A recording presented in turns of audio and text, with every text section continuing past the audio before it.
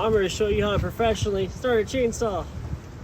First things first, you gotta take this choke right here, push it down. Yeah, you gotta hold it like a blade. Then you gotta go.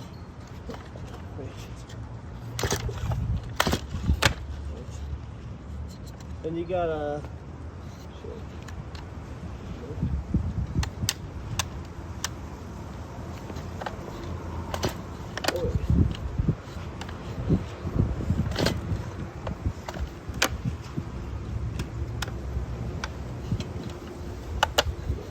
Oh, you gotta hold this down while you do it. You gotta push this down all the way.